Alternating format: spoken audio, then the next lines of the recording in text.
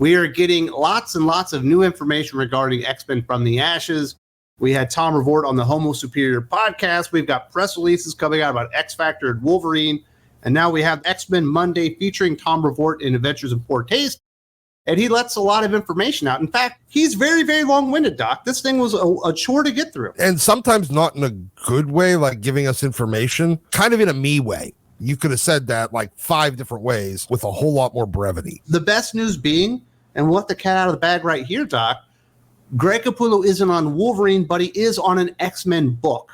It just hasn't been announced yet. That is probably the best news that we saw in this article. It was originally speculated that he was on Wolverine, and that ended up being not the case. But now it does look like, at least from this, that he is going to be on an X book. But to taper my expectations, he did not state whether or not it was a miniseries, an ongoing series, or anything. He just said it was an X title. And we'll kind of get into that because apparently we got more X titles in the future, but let's run through some of the information that Tom Brevoort let out of the bag. First up, he stated, it's been a nice collaboration between the new crew and old crew as we went into all this and laid this stuff out. As they begin to build towards their climax, we were sort of building together from both ends. I didn't want to affect what they were doing at all.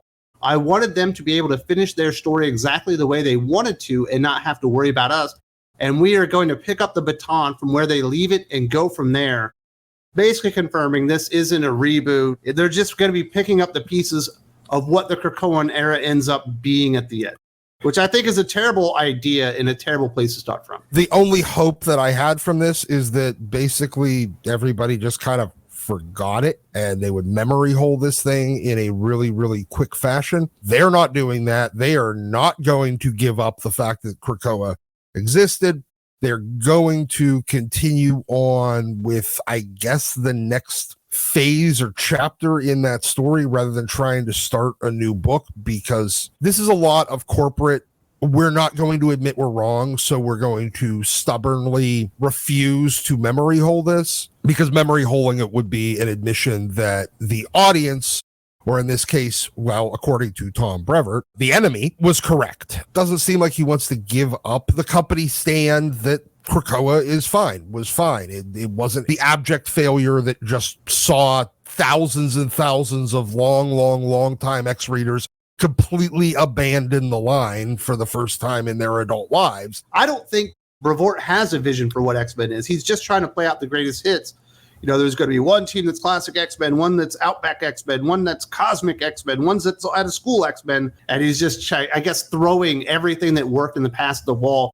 But picking up those pieces out of Krakoa, I think you start from a place of failure. Not only that, we've got a lot more things that are going to tie into the Krakoan era as well. He started talking about the editorial team.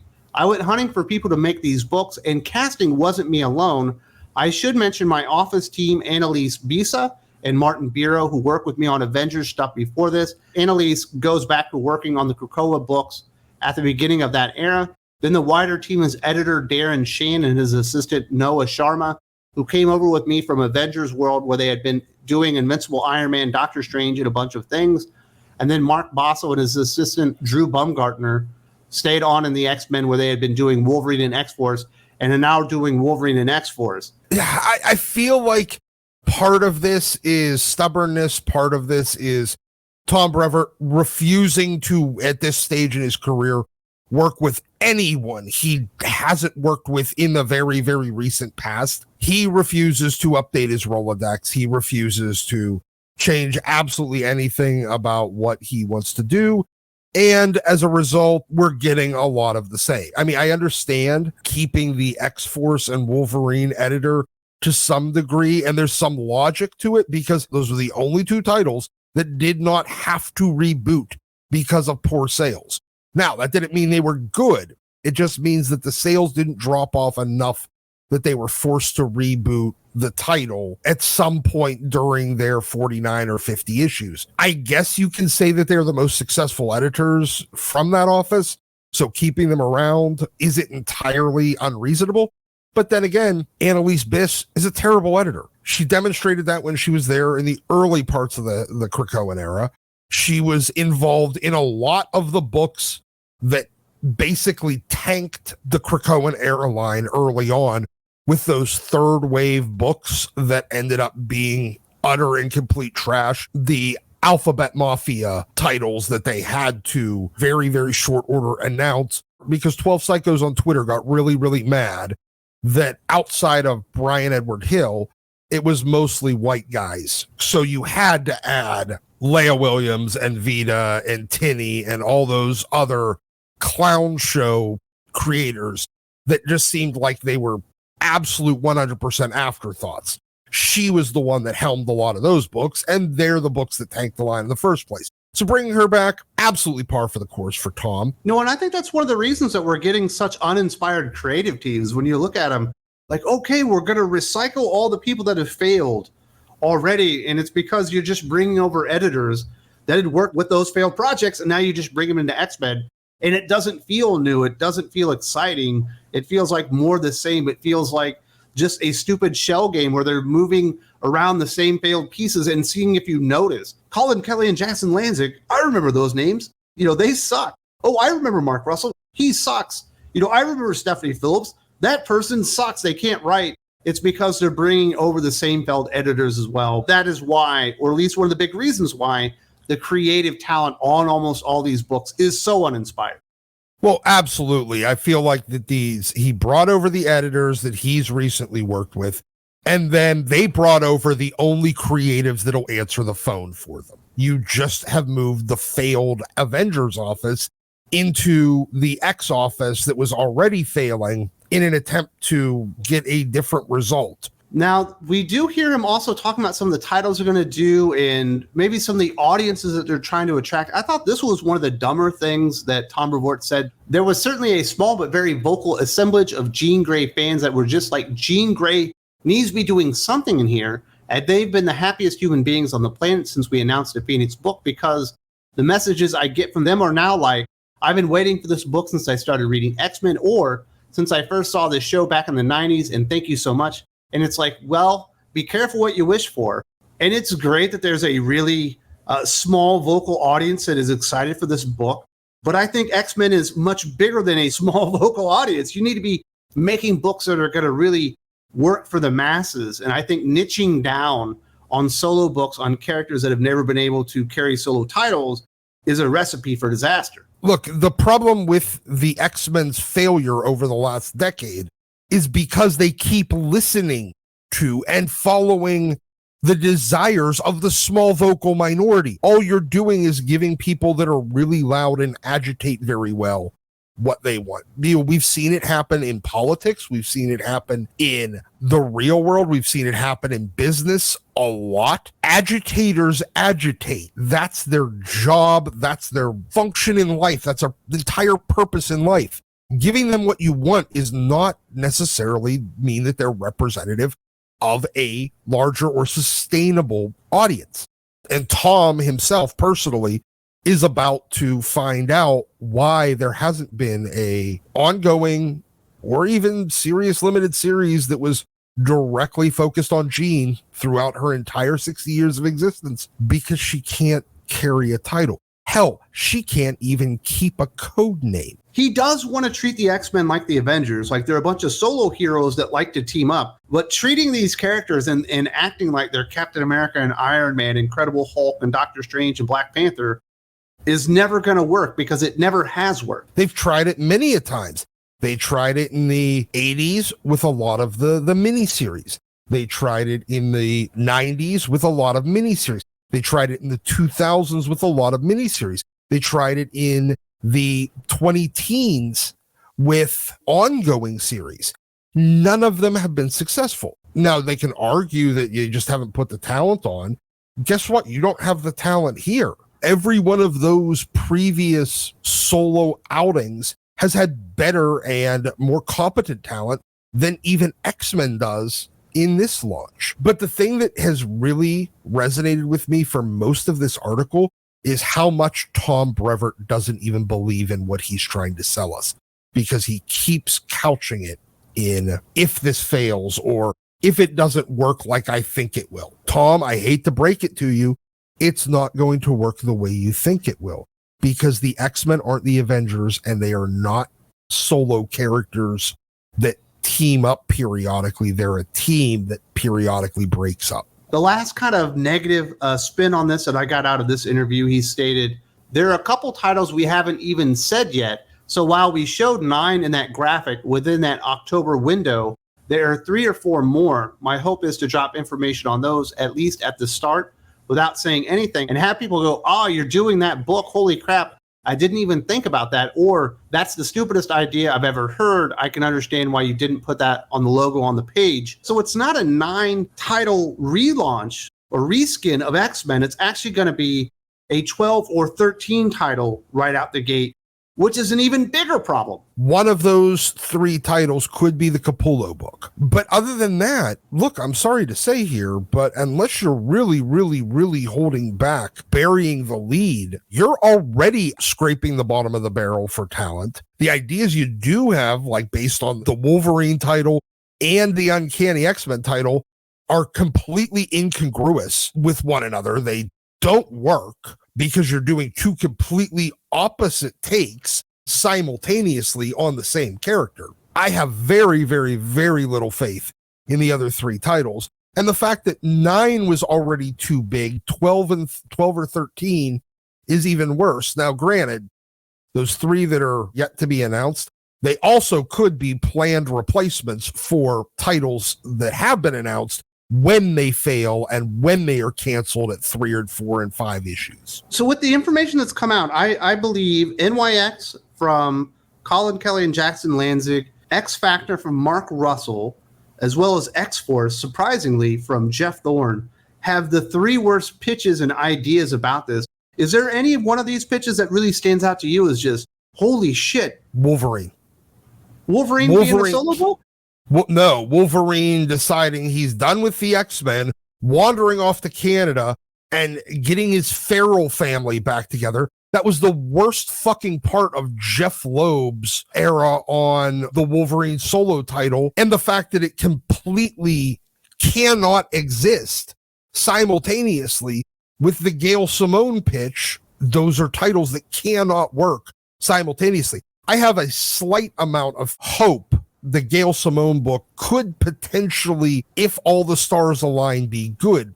I have a 0% chance based on the pitch and the creative team of Wolverine that it's going to be anything better than quite possibly the worst fucking Wolverine series in the history of humanity. And that includes the one that had Honey Badger in it. The last thing that the Marvel Universe needs at this point is more fucking claw people. You don't think the idea of mutants as illegal aliens and refugees is a worse beginning point? Actually, I don't, because they could theoretically, hey, you were all American citizens that renounced your citizenship, and now you're trying to act like you didn't fucking do it, and maybe you're going to pay some goddamn consequences. But at the same time, we know that it's going to be hey, yes, you have laws. No, you shouldn't enforce them because, well, that's me. Well, let's get into some of the good stuff, because you mentioned that, and Tom Brevoort says that will be taken into account, stating whether they want to or not, they're going to have to go home, and a bunch of the things that they did to get there are going to prove to be problematic. I don't know if anybody ever specifically stated it, but by moving out and going to Krakoa, they're effectively renouncing their citizenship in whatever country they happen to come from. Certainly, there have been enough scenes in enough places where the haughty or arrogant X-characters, shall we say, have come forward and said, we are the inheritors of Earth. Now you have new gods. And so suddenly, having to go out and reintegrate into that world, mutants are kind of being hoisted by their own puttered a little bit. Kind of made me happy that we are going to see some fallout and some consequences to this, because you don't just let people integrate right back into the country after they renounce their citizenship and go fight for a foreign power. It's one thing to move and, be an expat that lives in another country like yourself. It's another whenever you go and join their military, renounce your own country. You've already announced yourself as a traitor. When I mentioned the traitor thing, talking about it when I was covering the news or somebody's like, well, Lee Harvey Oswald renounced his U.S. citizenship. I was like, that's a real fucking bad example. He literally Exactly. made the president. Yes, That's exactly. Yeah, that's exactly why you don't do it, because the guy that shot Kennedy would probably be an example of why you don't let them back in after they've renounced their citizenship. But we know with absolute certainty, when it comes down to it, they are going to, when they do the book. Well, it's Jackson, Colin Kelly and Jackson Lanzing on NYX. It's going to be done terribly, and it's going to be very message oriented. Yes, it absolutely be message oriented, and the message will be, you should forgive us because we have a right to be here. The idea that they're going to allow any of these quote unquote good people to suffer consequences of their terrible, short-sighted, traitorous actions is unlikely. It is unlikely, but it does provide me a little bit of hope, because whether you were siding with the X-Men or not, and I certainly wasn't, they were doing some really shady shit. Not only did they renounce their citizenship, not only did they start up their own country, not only did they blackmail other countries into recognizing their sovereignty, they basically held the world hostage with new medicines and drugs and stuff like that. And when that didn't work, they were using their telekinetics to manipulate people and stuff like that. They were going behind and violating other countries' sovereignty and attacking them and stuff like that. They were doing so many shady things. And you know what Professor X did to Reed Richards when he was trying to prevent his son from going through the Krakoan gate was just downright evil. I want some fucking consequences to the evil nature of what the Krakoan Era is. And you're ignoring the fact that they started their own illicit drug trade and black market where they were drug smugglers into these countries. They are the definition of a hostile state. Colin Kelly and Jackson Lanzing won't actually have these characters suffer any legitimate consequences. What the entire Krakoan Era did was prove 1980s Senator Robert Kelly correct about the mutant threat and the need for a Mutant Registration Act and all those other things that we were happy to see the X-Men fight against. And if the X-Men were being morally, if their moral compass ever started pointing in the right direction again, they'd understand the need for it too after this, because they did this shit that everyone was terrified that they would actually do. And they proved Senator Kelly correct. This is the final thing that I took away some solace and said, hey, that might be good news.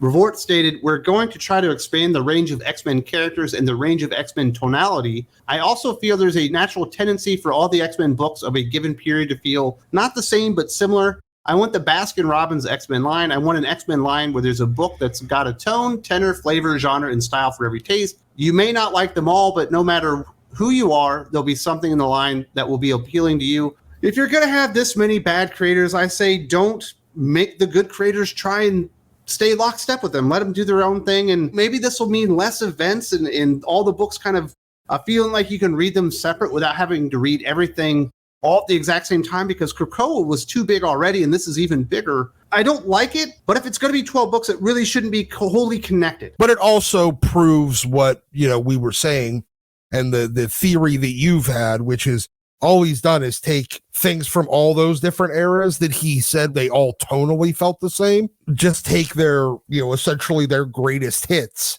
and try to sculpt them into a new X-Men album here. I don't entirely disagree with it, but all he's doing as well is admitting that his X line is the definition of throwing spaghetti at the wall to see what sticks. Instead of trying one idea and then trying another idea, he's trying every idea simultaneously. He's definitely trying to take everything that ever worked throughout the history of X-Men and recreate it all at the exact same time. But if they're all doing stuff independently and they're not all working together, there might be 3 books, Doc, that are worth reading, and 3 X-Men books worth reading all at the same time isn't the worst era of X-Men.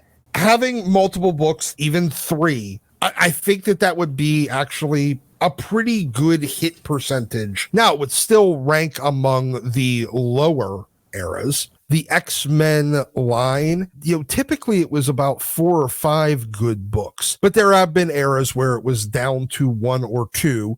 If he can get 3 out of this, that would put him, say, C average, which isn't a failing grade, but it's not much better than a D, which might as well be an F. Well, the real problem, though, Doc, is because we know that they're not going to be able to execute all this stuff without doing 2 to 3 events a year. And that's where this idea will just all fall apart, and they'll have to make everything They'll force it together, even though Wolverine is simultaneously in New Orleans and Canada, and swears off the X-Men, even though he's on an X-Men team at the exact same time. And none of this shit works, but we got an event. And they'll do that. They'll just start pounding the events into the audience to distract from the fact that the individual titles on a month-to-month basis have a very, very great amount to be desired, that they are in the process of failing. Tom isn't going to let that happen because that'll be his big failure on the way out the door.